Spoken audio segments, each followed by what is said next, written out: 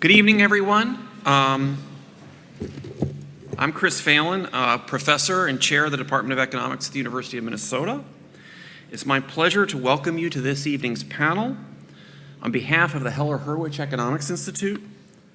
The Heller-Hurwicz Economic Institute was founded in 2010 with the mission of informing public policy and supporting frontier economic research. So it's only natural that such an institute would be housed at the University of Minnesota Economics Department. It honors the legacy of two of our greatest economists, influential policymaker Walter Heller, who was responsible for major policy initiatives as chair of the Council of Economic Advisors for Presidents Kennedy and Johnson, and Leo Hurwicz, recipient of the Nobel Prize in 2007, who developed the theory of mechanism design. The idea behind the Institute is to merge the policy side of Walter Heller and the economic theory side of Leo Hurwicz. So through events such as these, we hope to communicate findings, spark dialogue and debate, and inform and influence public policy and practice. Tonight's conversation will be moderated by Chris Farrell, who will introduce the other panelists. Chris is a senior economics contributor at Marketplace, an award-winning journalist, and has authored several books on retirement. Please join me in welcoming Chris. Oh, well, thank you. Well, thank you for being here. And as you can see, allergy season is starting. But I think this is just really such a timely conversation, building a better retirement system. And you probably saw the number that came out of the Census Bureau with their prediction that in 2035, for the first time in US history, there'll be more people 65 and older than 18 and under. So we have three experts with deep knowledge about retirement savings and pensions. So to my left is Greg Mennis. He's Director of Public Sector Retirement Systems Research for Pew Charitable Trusts. Deborah Lucas is Professor of Finance at the MIT Sloan School of Management and Director of the MIT Golub Center for Finance and Policy. And to my far left, Kurt Winkelmann is Senior Fellow of Pension Policy at the Heller-Hurwicz Economic Institute at the University of Minnesota. And first what I'd like to do, and I'll start with you, Greg, and then move on down, is just briefly introduce us into what you do for a living. Sure. Yeah. Thanks very much for having me here today. The Pension Project at Pew really does two things. We do 50 state and multi-city research, and then also provide technical assistance. It's essentially consulting, working directly with state and local governments who are trying to make their pension systems more sustainable. And in that regard, we look at all facets of it, from fiscal sustainability to retirement security, retiree healthcare benefits, and thinking about investment policies. Two of the issues that we've been working on quite a bit lately include developing a standard approach for public pension stress testing. This is something we've done in collaboration with the Harvard Kennedy School. I think it's been a terrific exercise. We have 7 states that have adopted just in the past year alone. And it's something that we like to say is not an academic exercise. This has helped shape reforms in states like Connecticut and Colorado. And for the financial folks in the crowd, I think it's a way to move beyond the great discount rate debate in public pensions and actually say, well, what if we have another economic downturn and can we manage it? And the second issue, which I think pertains to this discussion today, is looking at the model retirement systems for US public plans. So we spend a lot of time talking about states like Illinois and New Jersey that are terribly underfunded and have huge budget pressures as a result of that. We've been trying to shift our attention in the other direction and finding states like Wisconsin and South Dakota and Tennessee that have done a really good job of actually having predictable costs and providing retirement security across their workforce. And so I think that's also something to think about, both as we address issues in the public sector space and think about the broader conversation that we're having tonight. Okay. Debbie? Okay. Well, I'm a professor at MIT, so I profess both to business students who want to use finance to find ways to make their companies and themselves more profitable. But I also run a center called the Golub Center for Finance and Policy.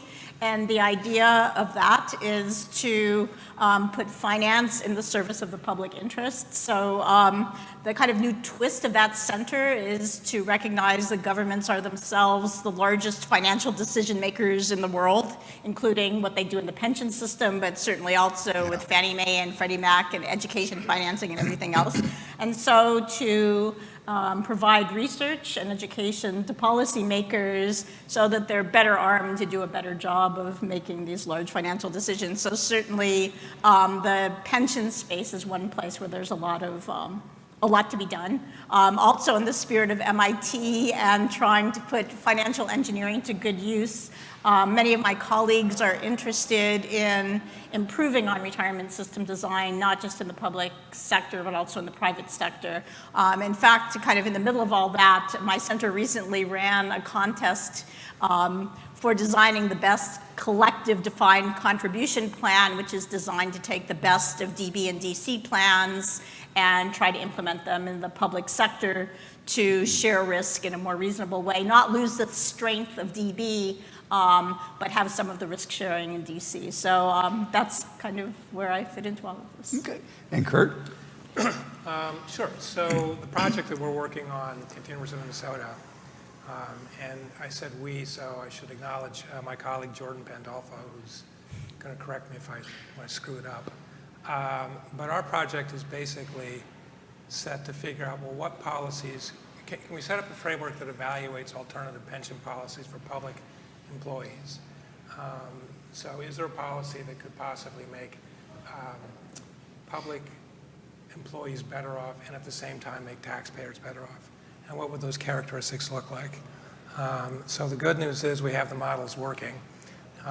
And the other good news is, at least on a preliminary basis, we've tried it on a couple of states, and it turns out that the answer to the question is yes, we can find policies that make both taxpayers and public employees better off. So that's what we're doing. So Kurt, starting with you, because you're the driving force behind this, what is the problem that you're trying to solve? I mean, building a better retirement system, and no one's happy with the retirement system. I think that's fair to say, public or private. But what is the problem that we're trying to solve? So that is a great question. And it gets to something I think I've thought about a lot. I know some of the people in the audience have thought about, which is, okay, well, by what metric do we judge a pension system? So one metric we could use that people have looked at is pension assets as a percentage of GDP. But I'm pretty sure that's not the right metric because there's an element of distributional characteristics that's simply not captured by that metric. So an alternative, which I think other countries have looked at, has been to ask, well, is there some minimum level of retirement income that the pension system supports for X% of the population?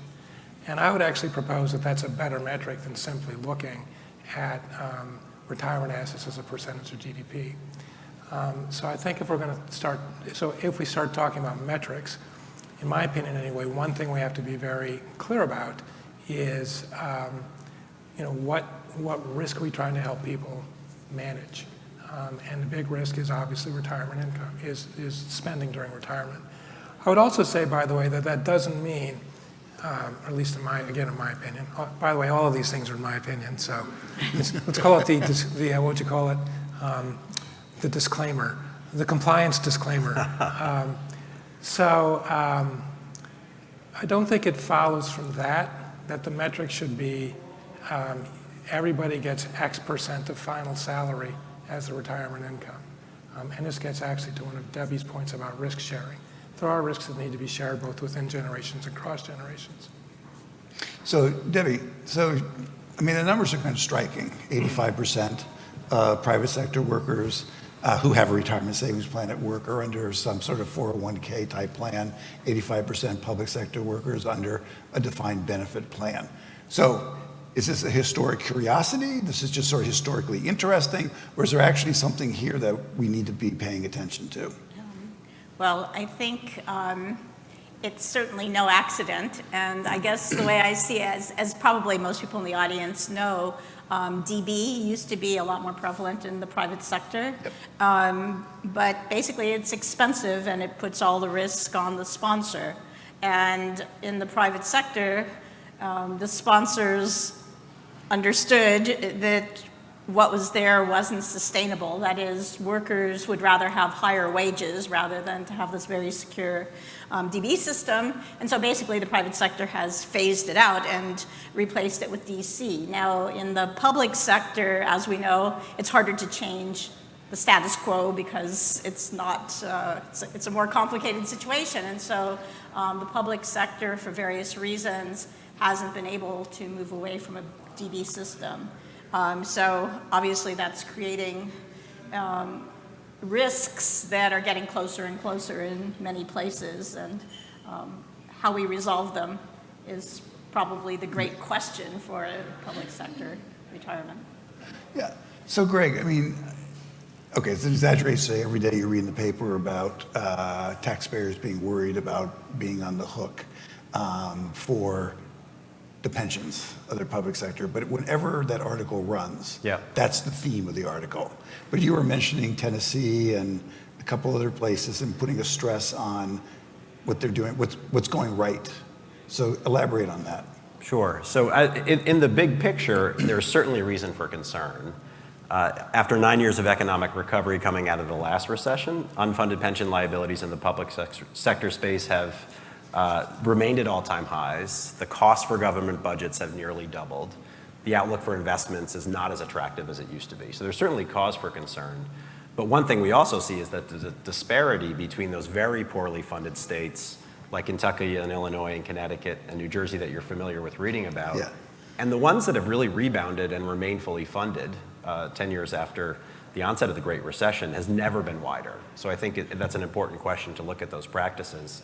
I think it really comes down to two things. The states that you mentioned, like Wisconsin and Tennessee, have proactive risk management practices in place so that when there's an economic downturn or tax revenues go down, there's a plan.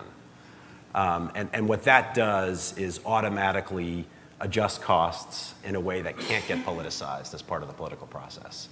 I think that's really the first defining characteristic. And the second one is that not only do those systems do a good job of providing substantial defined benefits for the most part, lifetime income for career workers, they're also providing savings across the workforce.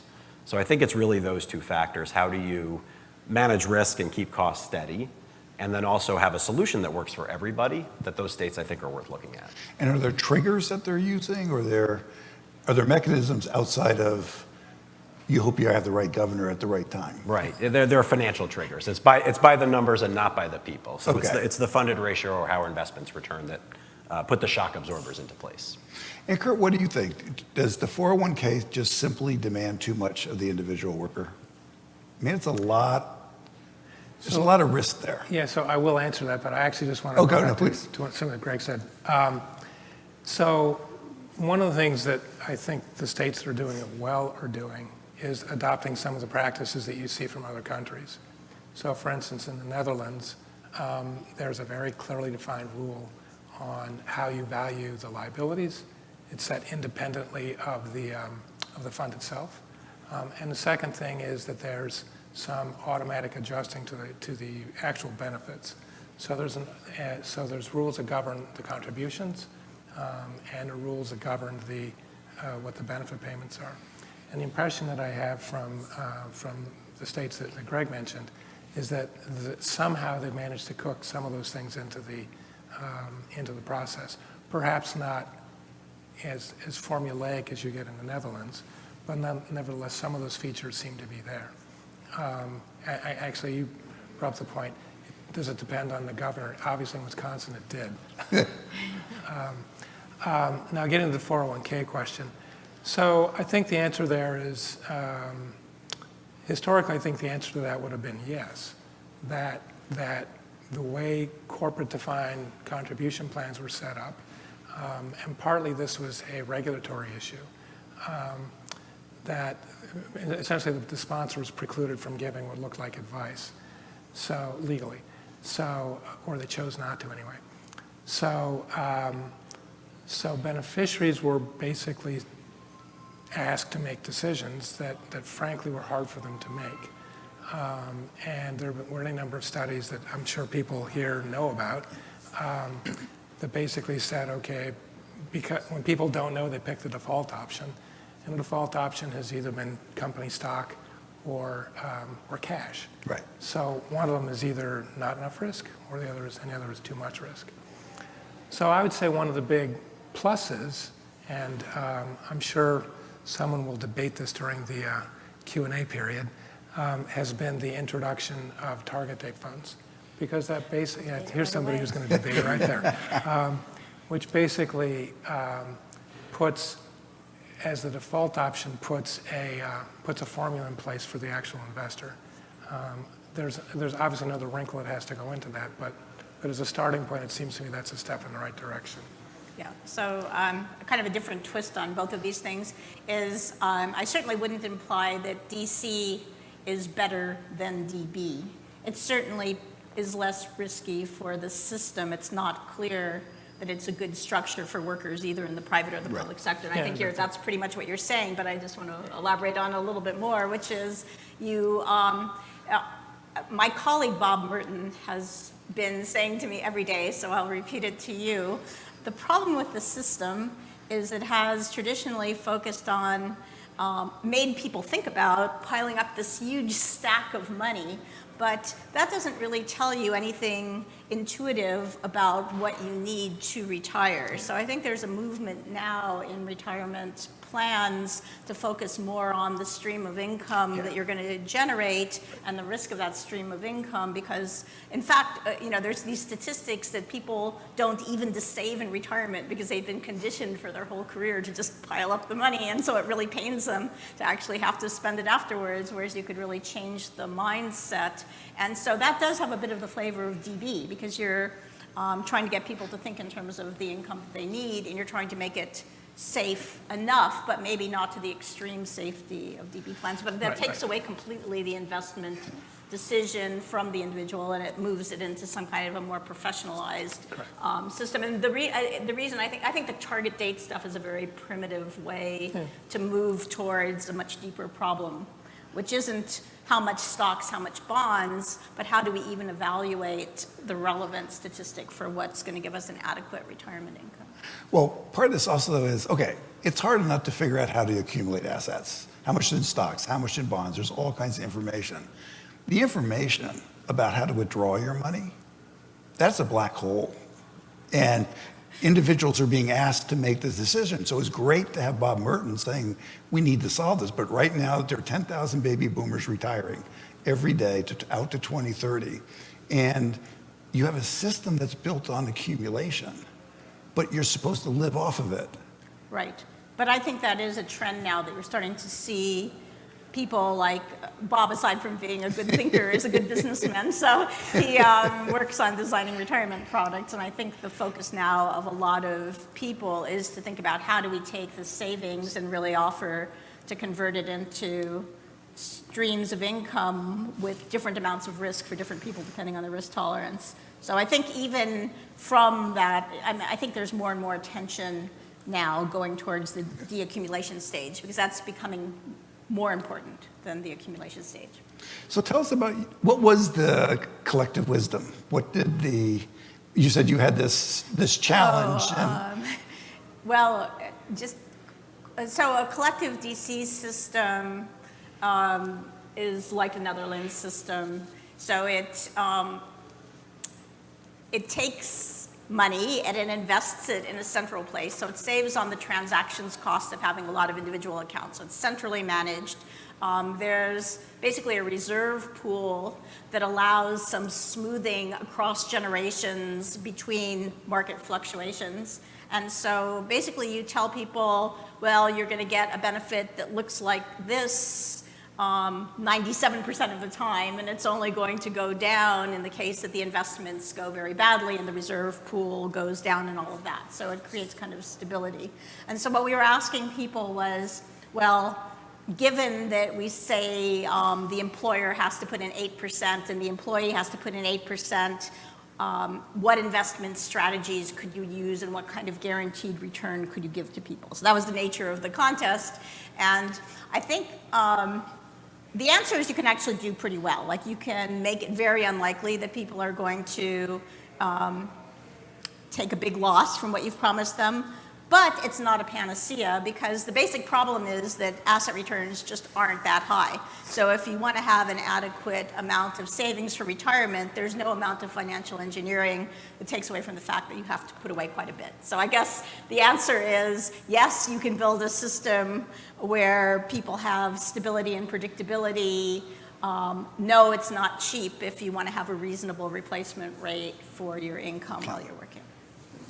I think, Greg, you'd mentioned, you're shifting the conversation towards stress tests and away from what's your discount rate. But the discount rate debate is still going on. So how do you think about the discount rate? Yeah, no, I think to start out, the funds now are still have average discount rates of between 7% and 7.5%. Almost all of us would agree that that's too high. I think if you looked at the portfolios, which are about 50% in stocks, 25% in bonds, 25% in alternatives, a 6 to a 6.5 expected return might be a more reasonable number. I'm hoping you would agree, Kurt. It's a start. Yeah, it's a start. And then beyond that, though, I think you have to have a margin of safety built into how you plan for these things, because that expectation still says you're only 50% sure that the amount of money you're contributing is going to be enough. And you shouldn't be 50% sure about how much money you have left over to pay for schools and infrastructure. So I think the way that stress testing works through that is just to acknowledge that that's a long conversation that's moving in a better direction, I think. And ask the question again, not what are the right assumptions, but what if we're wrong? What if returns are in fact going to be lower? And so the analysis that we do does include some calculations at near risk-free rates. I think that gives a more complete perspective of what these liabilities look like relative to government bonds. But then we walk through these what-if scenarios if you have another recession, if economic growth is lower. And I think what that does is two things. It helps people actually prepare for those outcomes, and it demonstrates the validity of these better design models, which incidentally are a mix of defined benefit plans and hybrid plans and defined contribution plans. It's not that issue. And it allows us to show how the risk management policies actually can play out and be effective in the long term. And naive question, so how does, if I'm a public sector worker in Minnesota or a public sector worker in Tennessee, how do I find out this information? I mean, do I get it yearly? That sort of lays out where I am, what I am, these various tests? Well, most of the information that's done today is done by actuaries and investment experts, and it serves a particular and important purpose, and it's generally publicly available, but it's not understandable to mere mortals. Okay. And so for the rest of us, I think what we've been pushing towards is a rigorous analysis, but that's also designed that state legislators can understand and explain to their constituents. So the short answer is this is just happening now. Okay. Connecticut, Hawaii, and a few of the other states I mentioned have put these models in place and have actually taken action upon it. But we're still in the process of making this a conversation that everyone can understand. So Kurt, a lot of discussion about people who have a retirement savings plan at work, but 40% of private sector workers don't have access to an employer-sponsored retirement savings plan. And the evidence is overwhelming. If you don't have access to an employer retirement savings plan, you're probably not going to be saving for retirement, because they also tend to be lower income workers working with small business. So what about the people who don't really have any savings, and it hasn't been made easy for them to save either? So thank you for saving the tough question for me. But that question actually, in my mind, is the heart of the whole problem. Right. Because the reality is, if we look at people who are working for large employers, they're probably going to have some reasonable default option. They're probably going to have, the people can opt out of. They'll probably have a default option for contributions from employees. They probably have not, to Debbie's earlier point, they've probably not resolved the rollover issue, so what do you roll the assets into? But they're probably in pretty good shape. I would say, just being kind of blunt about it, if you look at the high net worth channel, okay, no one should worry about them. And that's between 5 and 10% of the population. So really, it's the people that you kind of outlined. And I think the challenge there is figuring out, well, what's the complement to Social Security? And kind of point one, so what would that complement look like? And the second issue is then who's going to provide it? So Greg had mentioned, I think earlier, some work that, or maybe it was a discussion he and I were having before this, but he'd mentioned that some states, Rhode Island being one of them, Rhode Island's looking into this, but California for sure, are developing savings programs for lower income families. At the risk of offending people in the asset management business, that to me is interesting because for the state to think about, because the incentives are just not quite there for the asset management business to respond with products for that segment. The assets aren't there, right. The incentives aren't there, but having the state think about it doesn't seem to me to be it seems to be a good idea, actually. Debbie? Just add one thing. Another thing we've been looking at a lot is the potential of the reverse mortgage market and, in general, the amount of assets that are tied up in home equity. So, in fact, for a large part of the population, they have Social Security and they have home equity and they have absolutely nothing else. And finding a way to get at that home equity without necessarily having to sell their house is a big challenge. So I just think of the reverse mortgage market as a market with enormous challenges. It has horrible optics, horrible reputation, and I think for good reason. So the work I've done concludes that the product is not a good marketplace, not sufficiently transparent, not competitive enough, that it's not giving borrowers a good deal. And I think testament to that is the only people who really use it are pretty poor or minority. I mean, it's kind of a weird demographic, but that doesn't mean the potential isn't there. So the kind of the striking statistic is there's as much money locked into home equity as there is in all of private retirement savings.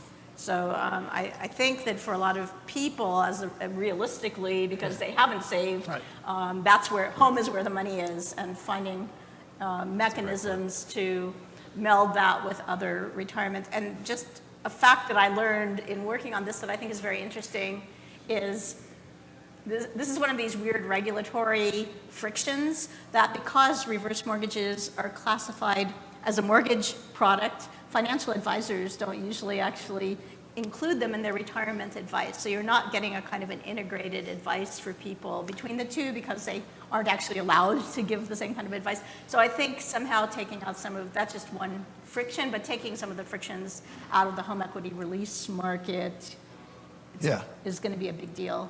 That is a big deal. Greg? Well, just building on Kurt and Deb's comments and going back to your original question, you were asking about access for 40%, and that's really lower and middle income workers who don't have access to an employer-sponsored plan in the first place. So that's a specific issue and a particular problem. But as Kurt mentioned, I think it's interesting that 10 states, California I think being the most noteworthy, have established these state-sponsored plans where they provide access to a source of retirement savings that this population doesn't have access to today. It still remains to be seen whether those plans can get to scale. I hope that they can, because this is a solution we haven't had before. And I also think it's interesting because it points out how the federal government has struggled to come up with policy-based solutions.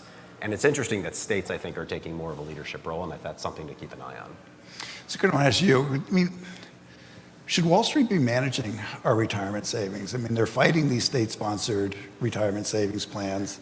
I remember covering the 401k market, and originally it was bad for you to get performance information about your plan because you might do something bad, and people were charging 7, 8, even 9% to manage retirement savings. It's been an enormous transfer of wealth from individual workers to Wall Street, and yet we're turning to Wall Street to solve the problem. Well. And I figured you're the right person to ask this question. And thank you for that, too. Yes, you'll talk to me later. Yes. So I'm going to give you a different answer slightly than the one I gave you in Minnesota.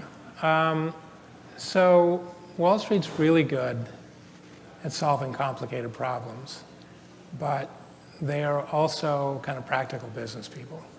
So if you give them the right incentives, they'll come up with an answer. And to give a specific example, and I agree with Debbie that the target date fund is kind of a crude starting point, but at least as a default option, if we're not going to do anything else, it seems to me a better thing than saying, okay, take your chances. So once the incentives were changed, so that those particular products were not actually labeled advice, then a number of money management firms put those in place. So with Vanguard and Fidelity being two, I think BlackRock being kind of the three biggest managers of target date funds. So I don't think the issue is can you trust them, and I'll get to the fee thing in a second. The issue is more what incentives do you want to give them. Now on the fee thing, I think virtually everybody in the asset management business will tell you that there's incredible fee pressure right now. The fees are just basically coming down, and not just in institutional investing, so kind of across the board. So I kind of go back to, well, what incentives do we want to give people, and I really get back to, well, what regulatory entities will kind of put in place reasonable, or incentives that push people in the right direction. There's another point I kind of put there, which is I don't know how else you'd kind of let good ideas start to bubble up, right? So if you have a bunch of people kind of working on the same problem, you'll get different points of view, obviously, and that, some of them are not going to be great, some will be better, some will be super better, hopefully. But I think you just have to get the right incentives in place. Debbie? Well, I want to kind of second that, but I'll be even stronger about it. I have no past conflict of interest. So I think it would be crazy to take it away from Wall Street and put it into the government. And so I'll go back to reverse mortgages as my poster child. That's actually almost entirely governmental program. And the problems that it has, I believe, are the rules that might have been well-meaning, but they're not effective. And the thing is, this retirement questions, they're not settled issues, and things are going to keep on evolving. But when you turn, I think, most programs into a federal program, you kind of lose this ability to change and innovate and all that. I think that's so needed in this space. So I kind of agree that you want to regulate, you want to protect consumers, you might want to push people towards structures that economize on the fees that are charged, like some kind of collective management, but to actually put the decision-making for what's offered or what should be into the government, I think would be seriously ill-advised. So let me continue on this. So there's a temptation to say, well, look, if money management firms can't provide products, then we're going to, in defined contribution, then we're going to go back to defined benefits. So it's demonstrable that, and this gets back to the discount rate assumption, it's demonstrable that by not extracting the discount rate assumption from the actual funds themselves, that the required premium relative to risk-free rates has gone up. And it's demonstrable from that the allocations to illiquid alternatives have also gone up. Now, I'm not going to judge whether that's a good thing or a bad thing, but it is true that that's what happened. So the unintended consequence of having a very slow-moving discount rate has been to shift the allocations to products that are, frankly, higher fee than, again, not a good thing or a bad thing. It's just demonstrable that that's what's happened, and we have to be kind of careful about what we want for the consequences. Yeah. So I feel like I'm the harsher cousin. So, so on this discount rate issue, I mean, I hope everyone in the audience understands that it seems technical, but it's a huge deal. So liabilities are basically pretty safe promises. And so just basic finance 101 says that if you have something that's safe, you discount it at something like a treasury rate or a low-risk bond rate. And in fact, the ERISA rules for the private sector force liabilities to be discounted at a high-quality corporate bond rate, which is a kind of a reasonable assumption. But that makes the liabilities appear to be worth more than what happens in the public sector, where it's discounted at the expected rate of return on the assets, which is a much higher rate and sticky at unreasonable rates, and that actually makes the problem look much smaller. So there's, for instance, Professor Josh Rao at Stanford keeps a calculation of how much more underfunding there would be if you did an economic calculation instead of an actuarial calculation. And even the actuaries over the years have moved a little bit towards the economists. So this has been, you've never seen actuaries get as upset as over the question of this discount rate. But anyway, the fact is that the public sector is understating the underfunding, and that has really large implications. So I think it's great, Greg, that they stress test and all that, but the fact of policy is that there's always going to be a focal number. And if that focal number is at a place that understates the underfunding, I don't think as much is going to happen to fix it. So I just had to get that in on the discount rate. Greg? You might want to debate that. This debate's been going on for 25 years. You can find published articles, Yes. some of which reference Don Quixote until the end, just to give a sense of it. I don't, as a person with a financial background, I don't disagree with that intellectually. I think the point that we're just making is, if that's all that you talk about in debate, you don't get anything done. And Right. so I think this idea of the stress test does look at near risk-free rate reporting to provide a broader perspective, and gets to the heart of the issue, which is we're taking on risk. Do we really understand it? And do we understand it well enough to put policies in place to adjust for that? I think it's a statement of fact that it's had an impact on increasing the risk premium from practically nothing in the early 90s now to 4% or more today. And that's had an impact on pushing funds towards a liquid alternative investments, which in some case they may not be able to pay people well enough to make the good decisions when they're partnering with Wall Street, to be really blunt about it. Yeah. So I respect the conversation, but I think we're focused towards a discussion that gets us to solutions. And so that change in the focus of discussion, then things like governance and broader measures become more important. I mean, that's where you start. I think so. And the second part of it, as we talked about further, it's also sort of respecting the role of the actuary and the fiduciaries who have an important job, but it's pulling the conversation into the budget offices. And I can say this from experience. I was an assistant finance secretary in Massachusetts. I also sat on the pension board. And even though I had long-term responsibilities for pension on the budget side, those were two totally separate conversations. So I think this is a way to moving the discussion to the budget decision makers and the elected officials who represent taxpayers so that they're on the hook to make good decisions, as opposed to having an intellectual debate. But I respect the debate. So It doesn't seem like there's a debate here. Yeah. Yeah. I mean, and it's not intellectual. The question is, what are decision makers seeing as the size of the problem? So, I mean, I think of it as very practical, this isn't an intellectual question. If you tell someone there's really a 5% problem, that's very different than telling them there's a 20% problem. And so I think just getting the numbers kind of right goes beyond an intellectual debate. But I mean, I think stress testing is very valuable. It's certainly a second best thing. But I think that what you report is first order important for how people behave. So Kurt, you mentioned international. Australia, Israel, Britain, they had real problems with not particularly good savings rates, didn't look that much different from the US, and they made it mandatory. And there has been a shift. Now, there can be some debates about how much of a shift and everything, but they address the issue with mandatory retirement savings. So when you've looked overseas, how do you think about this issue of mandatory?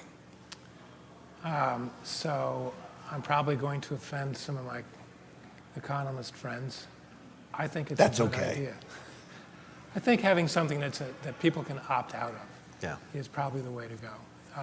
So, and again, I get back, actually, we all agree Yeah. that asking people to make these decisions is quite hard.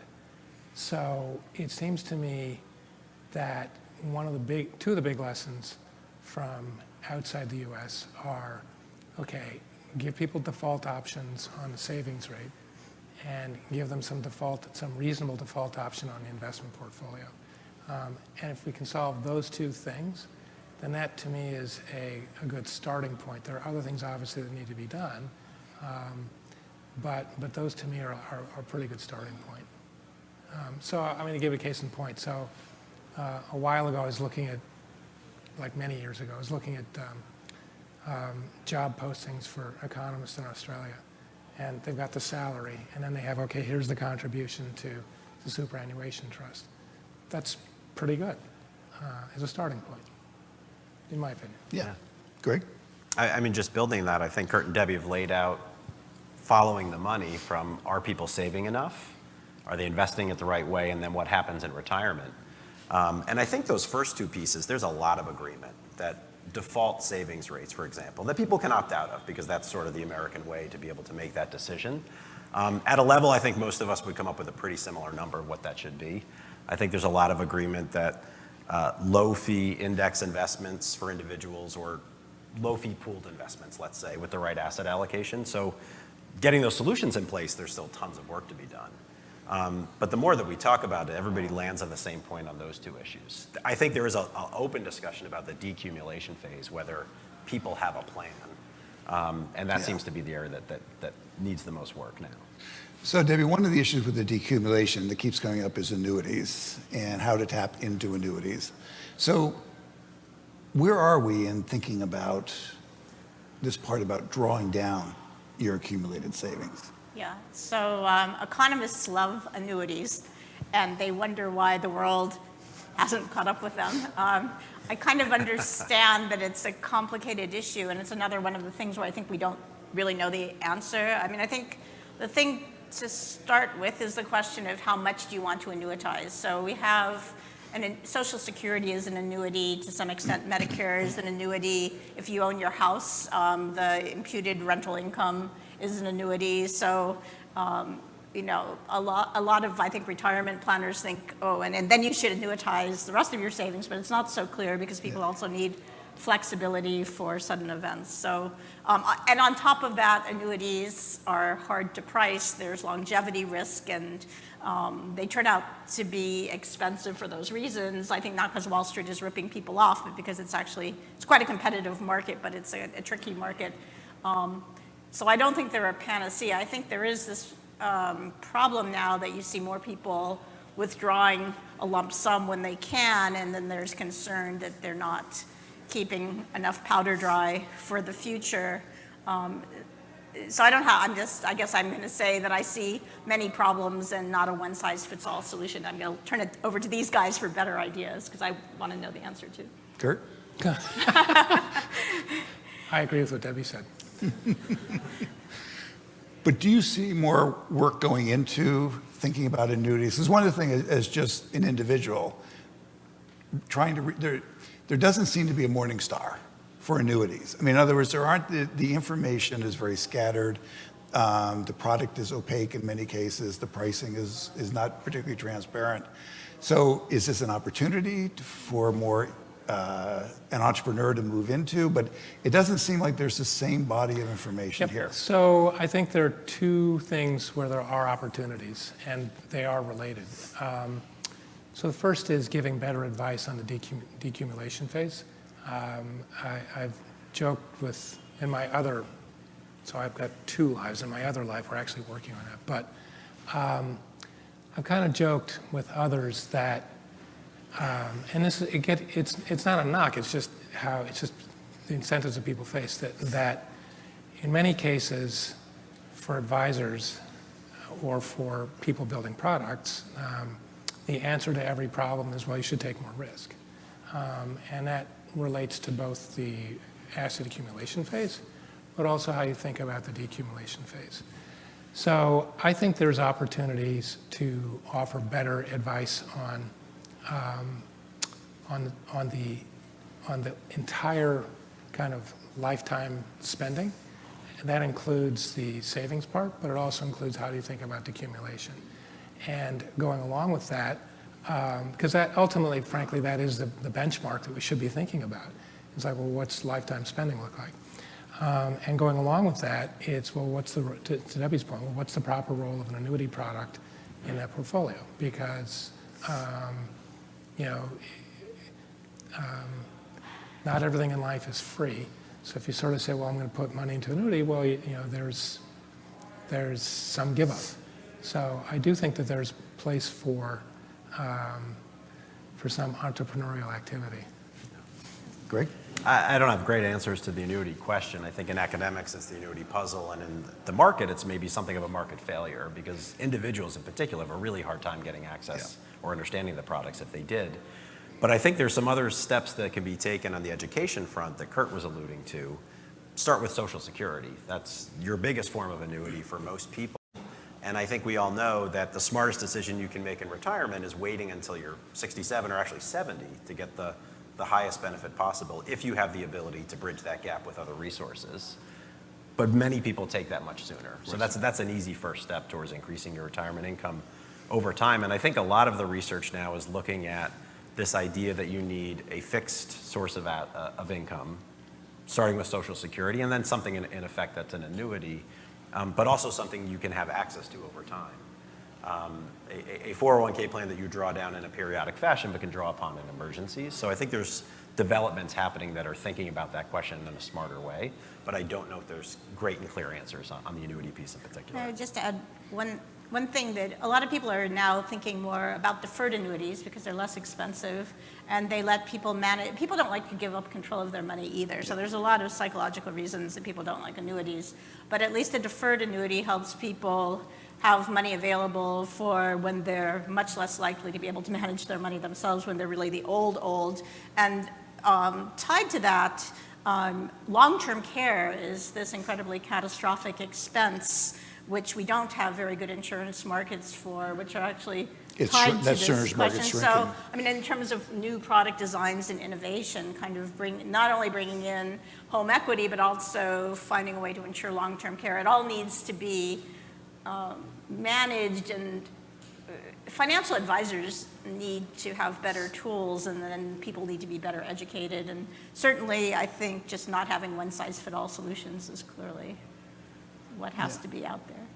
And Greg, something you had said earlier when we were talking, this theme of simplicity, the importance of simplicity, because it's very easy for this to become incredibly complicated, and it is incredibly complicated. I mean, retirement is complicated. When do you retire? When do you take Social Security? Do you annuitize? Do you not annuitize? I mean, you have all these questions that go on, and it's a very complicated stage of life. And you were talking about the importance of thinking about simplicity. Yeah, and as part of that, I think we also know that people in their 20s and 30s, when it's really important to get started on this, have other issues. They have student loans to manage and are thinking about entirely different things. And every survey and poll and focus group we do sort of supports that idea. I think that reinforces the idea of simplicity about, if you can, and not everybody can do this, but get to 15% of your salary getting tucked away for savings as soon as you can. And kind of installing those rules of thumb in people, as early and simply as you can. And then when it comes to retirement, this idea on Social Security of thinking about when you're going to get the maximum benefit and understanding that. Because you can take this issue and make it as complicated as you need to, and I think those simple heuristics and rules of thumb, I think, can be helpful. And do you see any of you with, there's this, it's always unclear, there's a lot of excitement going on about fintech. And I think it was the cover of The Economist when I was in the airport. It has fintech eating a bank, a piggy bank. So then there was this promise about fintech, you weren't going to have to deal with a human being. Of course, what it really turned out to be is people want both. They want certain done through technology, but they still want to be able to talk to a human being. So how does fintech fit into what we're talking about? we're in the early days for that, I would say. I mean, if you, like the most obvious place to start as it relates to this problem is the so-called robo-advisors. And as best I can tell, the robo-advisors are long robo and short advice. So it's as if, it's almost as if a bunch of people got Harry Markowitz's PhD dissertation and coded it up. And of course, what he said is that it was too complicated, so he was just 50% stocks, and he figured that was Yeah, fine. Jack will do that too. Yeah. I think that, so that's the first part. The second part, so right now it's really early days. I think for those entities to succeed, they're going to have to figure out, well, how do you provide actual actionable advice, which is doable. The second issue is, okay, for whom are those kind of tools appropriate?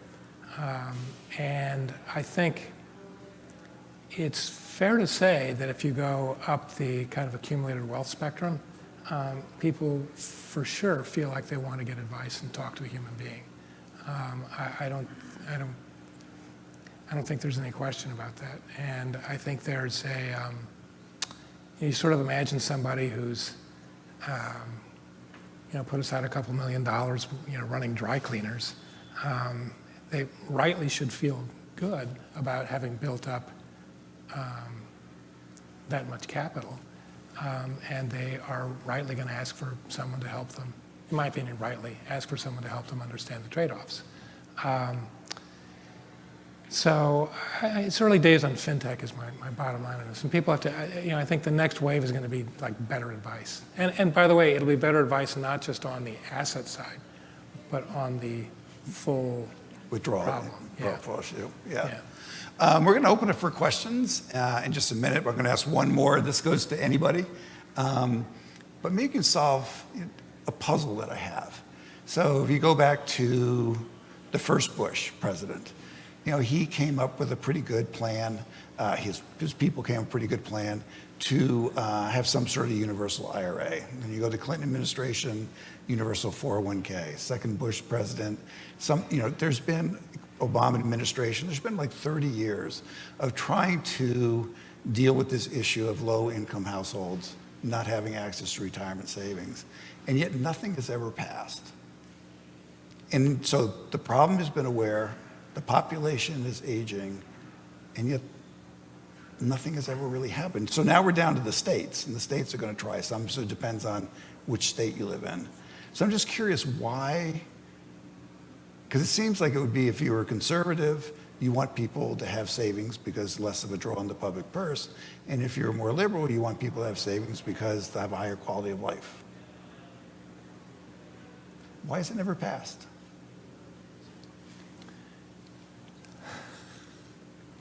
I brought this to total silence. Yeah, I would just say it seems, but that there are 50 states to agree on something versus one state.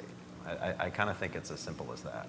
And we could try to unpack the conservative or the liberal view, but here again, I think we actually now see state governments, somewhat surprisingly, I think, trying to address this issue head on. And I think supporting that and getting behind that and seeing which states do a better job, hopefully will provide a model that maybe the federal government would follow. But I think that's really where the action is. Yeah, I agree with Greg on this. I think, conservative idea used to be to let the 50 states be the kind of the laboratory of democracy. And I think letting the states actually try and take their crack at it it's a good idea. So I don't see this as being bad. It's probably that's the appropriate place to think about it, because at the end of the day, it's their budgets that wind up being hit most immediately. So I think we have a problem with low income more than we have a problem that people don't have a place to save. And I mean, IRAs have some tax advantages, which are good for people who pay a lot of taxes, and it's a small nudge towards saving more, but I don't think it's why people save, and I don't think it's why poor people don't save. I think they don't save because they feel they need the money for other things, and so I guess I feel like it's fine for the states to give it a try. I think the fundamental problems we're talking about go way beyond access to where you could save, and more towards just how you think about what society's priorities are for how you want to spend money on different people. So I'd like to open up for questions, and we have only 2 requests. 1, if you feel comfortable, identify yourself, and 2, keep it to a question. If we get speeches, I will interrupt. I'm just going to say that beforehand. So please identify yourself and a question. Sir? Tom Healy. I'd identify myself as a friend of all of the panelists and hopefully have a friendly question. Debbie, you said something so important, I actually wrote it down. You said, it's not cheap. And I want to focus on the cheapness and ask Kurt the following question, because I know you extol the pension system in the Netherlands. But if you look at, so that's an insurance-based system of risk management with huge amounts of capital and pre-funding. If you did that to Illinois and New Jersey, just to pick the 2 states that are probably the worst funded, it would change each of those states from roughly using 15% of their budget for the pension to 30%, which would crowd out, minor things like police and health and education and things like that. So how on earth is that, in the current situation in this country, conceivably affordable? And back to, it's not cheap. So that's a great question, which I expected. So Illinois and New Jersey in particular, but all the other states have had easily 2 decades to get themselves into this mess. So asking them to get out of it in like 6 months is impossible, again, in my opinion. So I think one way to approach this is to basically say, okay, what does every new entrant get? What do we want the system to look like for every new entrant? And how do we transition to a different system? So effectively creating a new system and a legacy system. Because those are then become separable problems. It's like, okay, how do you finance the legacy system versus what are people getting from the new system?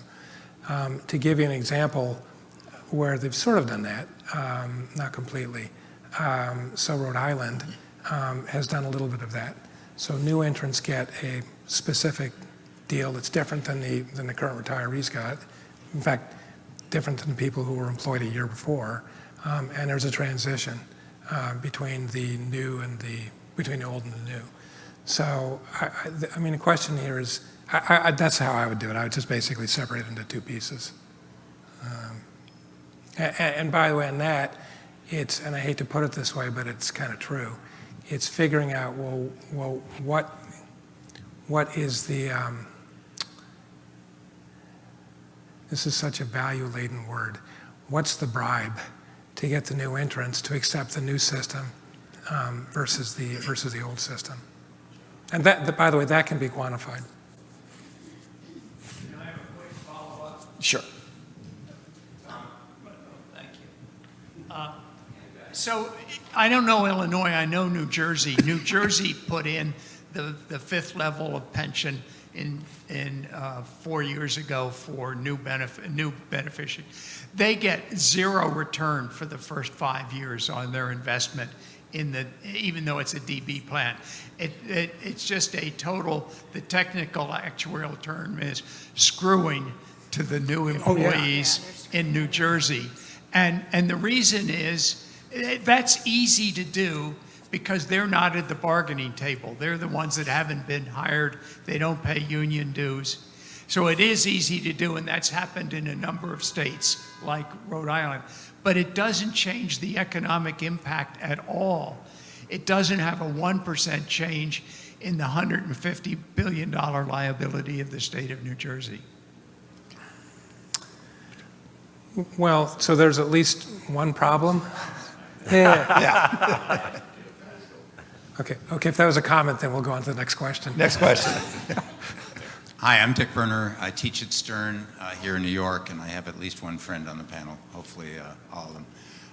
Do you have any comments on specific legislative initiatives like RESA, the Retirement Employment Security Act of 2019, which has been through maybe 5 or 6 iterations?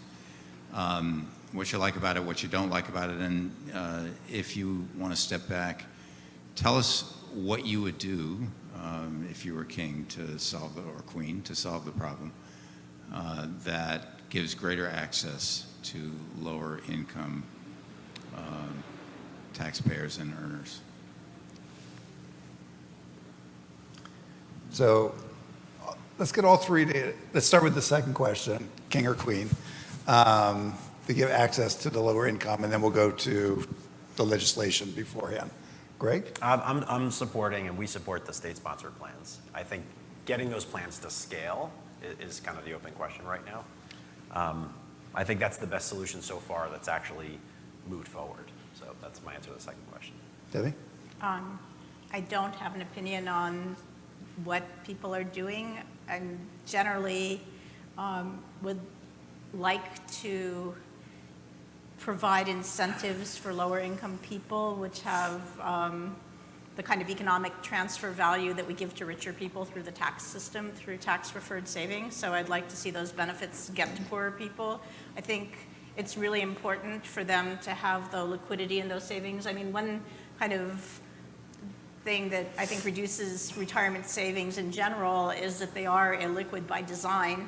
That illiquidity might be useful in stopping people from stealing from their future selves, but it creates problems, I think, especially for low-income people. So I think we have to be careful not to tie up the money of the people who are least able to deal with that kind of illiquidity. Yeah, so I like that, but I also like putting it into context. Well, first of all, I like the states. Secondly, I like the idea of getting the tax system set up. But the third thing is you can't do this without also thinking about what is going on with Social Security. So you can't kind of blindly say, okay, everybody has to do this without thinking about what's going on with the Social Security payment. Can I ask a follow-up on Debbie's point? Sure. So one of the proposals is to set up rainy day funds for exactly that point, so people don't raid their 401ks or IRAs. Do you think doing something like that is feasible and desirable? And these are the ones through the employer? Yeah, Yeah. you could have either the employer or a match from the employer to contribute to a rainy day fund. So it would be a liquidity fund that would provide for emergencies. The famous, 25% of the people don't have $400 to throw in for an emergency. This would give them access to liquidity in short-term emergencies without actually raiding the 401k. Is that something you like? So that's a kind of a mental accounting approach because, you're taking it out of what you're calling a different pocket, but the fact is you're still somehow getting at your savings. And I think in general there is this tension against, there's been this big advocacy on some parts of the panel of people should start saving when they're young, and I'm not convinced of that. I think if you, for instance, have a high interest rate student loan, you're better off paying down that student loan than tucking the money away into a retirement account. And I think the reason we segregate things at all is some theory of self-control or future lookingness, and I appreciate the value of that, but I just, I'm not in favor of simple solutions that create liquidity problems for people. But it's a good start. It's probably a good start. The devil would be in the details. And does anyone have any thoughts on the 2019 retirement legislation that's up? I don't, but I actually have an add-on I just thought of. And it gets back to your last question about fintech. So my favorite app is the page that I get every year from the Social Security Administration, because it tells me how much I'm going to get when I retire and when, depending on the date. So one thing that would be a huge value add, it would seem to me, if you could, and this gets to the fintech thing actually, if you could consolidate it across all plans so people could figure out, okay, this is what it looks like. I don't think anyone does that. But that would be a huge step forward. And it can even be just one page in I think it's called snail mail. Yeah. Because that's how I get mine. Hello, my name's Ainsley Carbone. I work for UBS, and I basically work to produce content for our clients regarding retirement and how they can take better action to reach their retirement goals. So I guess my question, or first of all, I'll start with a statement. I believe that a lot of this issue can be solved by the plan sponsors and also financial advisors as to basically reaching the participants in these retirement plans a lot better by educating them. So I guess my question for, I don't know if it's anyone in particular, but all of you, I guess, how would you recommend plan sponsors and financial advisors reach their participants better to provide them with a better education? Just one thing in particular, I remember, Debbie, you were saying about how reverse mortgages can be pretty beneficial if used appropriately. I think a lot of people just have this huge stigma when it comes to borrowing facilities in general, and I think that's something that personally at work I've been trying to overcome. So if you have any recommendations as to how to make my job a little bit easier, please let me know. Thank you. Anybody?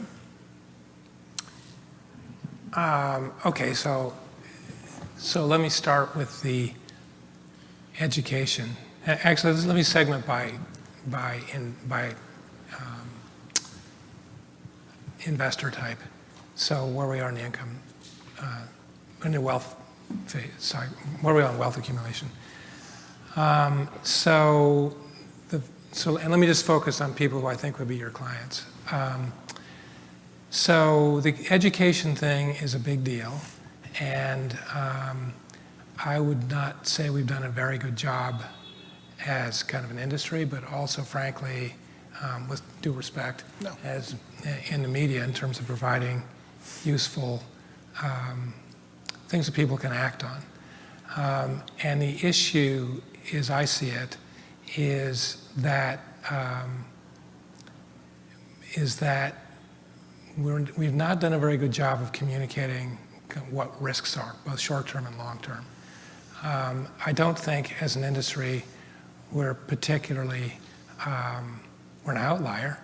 So think about talking with your doctor about, since this is near and dear to my heart, taking a statin. The statistics they use are not, they don't communicate the idea of risk very well. So I think the single biggest challenge on the education front is getting some easily digestible metrics that help people get a grip on risk. And to the point that I think we've all talked about, it's not just risk in terms of the standard deviation of portfolio returns, it's actually the risk to lifetime spending and lifetime consumption. So that actually would work pretty well for the sponsor, could work well. It's a starting point for the sponsor and for the people who are talking to an advisor. But the issue we keep coming back to is, okay, well, how do you communicate this, if at all, to that 40% of the population that probably aren't going to be called on? They don't work for a company that's going to have products and advice, and similarly, they're not going to actually talk to an advisor. So here I'd say, okay, to Chris, well, what kind of things could be supplied to people in the media that would start to make these risk conversations more come I to think one of life? the things that we've learned is people do not understand probability. And if you look at a lot of the education, it's all about probabilities, right? And you can run the computer programs and it comes in probabilities, and yet you have conversations, and probability is just not the way people think. I just wrote my column last week on John Bogle's advice, which is use index funds, subtract your age, and you'll do okay. And I interviewed him in 2010, and he was doing just fine by that metric. But I think you just keep it really simple, and you use broad-based index funds on the accumulation side, at least. Yeah. So I guess I would like to see companies explore on the advice front, getting more quickly to the decumulation phase, because I think the innovative advice that I'm hearing, and I don't know if it would work for people, is to take their mind off accumulation entirely when you first talk to them, but just talk about, well, what do you feel, what is your kind of target? And then that kind of management of the assets could almost be in the background, professionalized. We can really take that decision away from people and try to engineer products where they're choosing between products which have paths of future income rather than should I be I would think that behind that there would be index funds because it would be crazy to pay the transactions cost of individual stocks, but then they don't have to think about what all that means. They can just think about what's a reasonable path.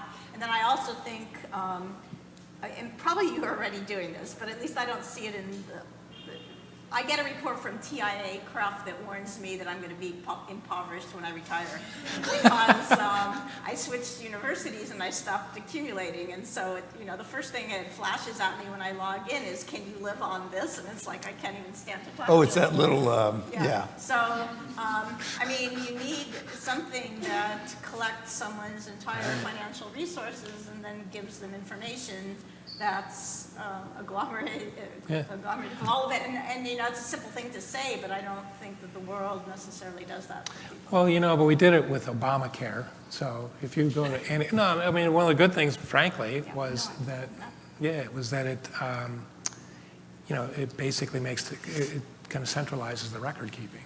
So, we should be able to do the same thing with.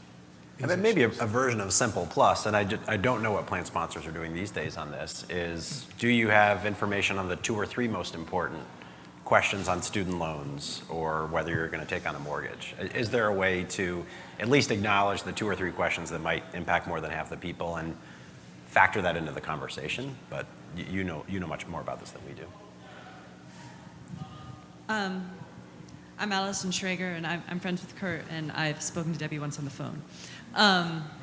So I think it's H.L. Mencken who said that for every complicated problem, there's a simple but wrong solution, which to me sums up almost all retirement advice. Because Debbie started to talk about it, and that was actually my question, which is, do we really also need to rethink accumulation? Because people keep talking about we need something for decumulation, but these aren't separate problems. If you invest towards accumulation and then switch on to decumulation, you're going to be short duration and also afraid to spend your money. So what sort of innovation would you like to see on the accumulation phase, and what do you think that looks like? I think that was to you, Nick. Is that to me? Okay.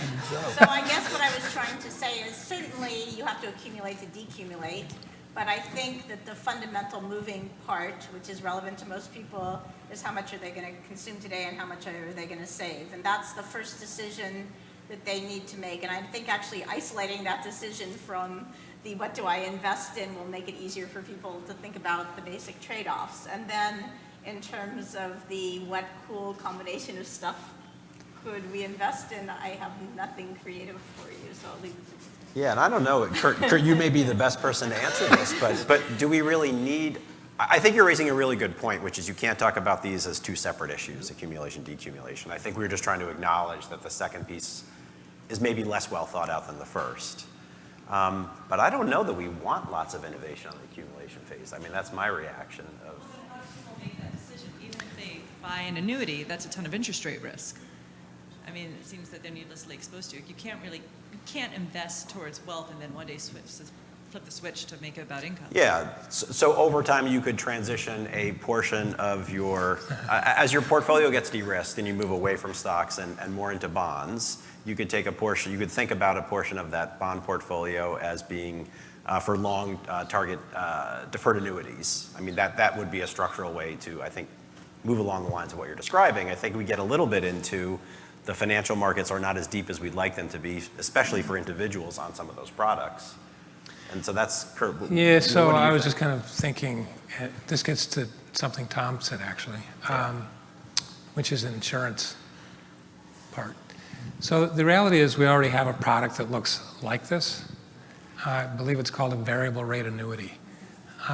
So there are elements of that I think should be attractive in the sense that you have volatility in retirement income. the only kind of, to good professional management. Yeah. You've got, the only really missing wrinkle is to get the right rules on the so the savings rules. So it seemed to me that products that had some, and again, that had some combination of advice on savings and then had some of the characteristics of a variable rate annuity might be a way to think about it. There is one wrinkle, which Tom alluded to, which is, okay, there's a different regulatory structure. In particular, providers of variable rate annuities have to worry about capital requirements and risk-based capital requirements.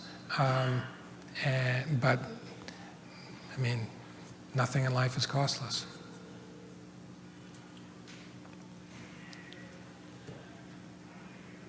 So, to end, I just want to ask each of you the same question. And, as we break up and we have our conversations and we have some drinks in the back, I believe, what would you like to leave people in thinking about this question, building a better retirement system? I mean, what's the thought that you would like to leave them with? And I'll start with you, Greg, and then we'll just work our way down. I think we've had a lot of discussion about moving away from some of the classic debates like defined benefit versus defined contribution towards more of a principle-based discussion that is focused on outcomes. And I think that's what I would focus on. How are we saving, investing, and planning for retirement? A great question was just asked of what would be the perfect system of how you would transition your portfolio over time to something that would provide retirement income, and there's some problems with that. So I think that idea of focusing on outcomes and principles, and then looking at some of these very well-run private sector and public sector plans, because some of them do exist, and what have they done well to provide savings across the workforce, the question that Tom was raising before in New Jersey, where a lot of people are just not saving now for retirement as a result of those reforms, and how have they done this in an affordable way? Debbie? So I think much has been said, but maybe something we haven't talked about is how a small but big improvement would be to deal with the worst mistakes and inaccuracies. So, we've been talking, as people always do, in kind of generalities, but in fact, there's all these people who now make very dumb choices in their DC investment plans. So, how do we move away from those kinds of mistakes? And when we talk about these public sector plans, how do we stop unions and politicians from making promises that can't be kept? How do we kind of cut off the downside? So instead of striving only for the best, let's also talk about small solutions for these really major problems that need to be addressed. And Kurt? I'd like to see the asset management business, and I know there are people here who do that, focus on exactly how do they give better advice, how do they give life cycle advice, so how do they put their advice in the context of a life cycle problem, not just a one-year reporting problem. That obviously only gets to, at best, 60% of the population. So I'd like to see more experimentation at the state level with how do you get solutions for the other 40%. Well, thank you very much, and this has been fun. Thank you. Thank you. Thank you.